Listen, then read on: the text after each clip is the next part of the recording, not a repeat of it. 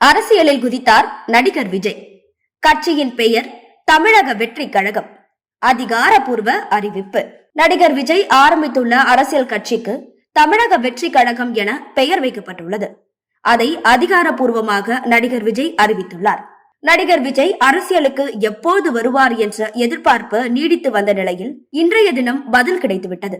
டெல்லி சென்று இந்திய தேர்தல் ஆணையத்தின் கட்சியின் பெயரை பதிவு செய்துவிட்டு அதன் அதிகாரப்பூர்வ அறிவிப்பு வெளியாகியுள்ளது. அதன்படி விஜய் தொடங்கியுள்ள அரசியல் கட்சியின் பெயர் தமிழக வெற்றி கழகம் என்று பெயரிடப்பட்டிருப்பதாக அறிவிக்கப்பட்டுள்ளது. அரசியல் கட்சிக்காக பதிவு செய்வதற்காக விஜய் மக்கள் இயக்க நிர்வாகி புசி ஆனந்த் டெல்லியில் உள்ள தேர்தல் ஆணைய அலுவலகத்தில் ஆவணங்களை சமர்ப்பித்தார். நடிகர் விஜய் அரசியலுக்கு வரப்போகிறார் என்ற தகவல் கடந்த பல மாதங்களாகவே வட்டமடிக்கிறது.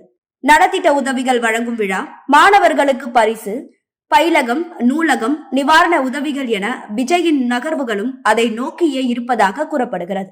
நாடாளுமன்ற தேர்தலுக்கு இன்னும் சில மாதங்களே உள்ள நிலையில் விஜய் மக்கள் இயக்கத்தினரின் செயல்பாடுகள் ஒவ்வொன்றும் அரசியல் கட்சிகள் கூர்ந்து கவனித்து வருகின்றன.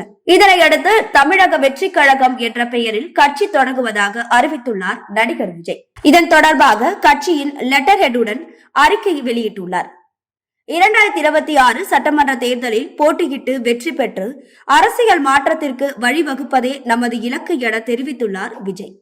இதன் காரணமாக விஜய் யாருடன் கூட்டணி வைப்பார் அல்லது தனித்து நின்று தேர்தலை சந்திப்பாரா என பல கேள்விகள் எழுந்துள்ள நிலையில் வருகிற நாடாளுமன்ற தேர்தலில் விஜய் போட்டியிடுவார் என எதிர்பார்க்கப்படுகிறது.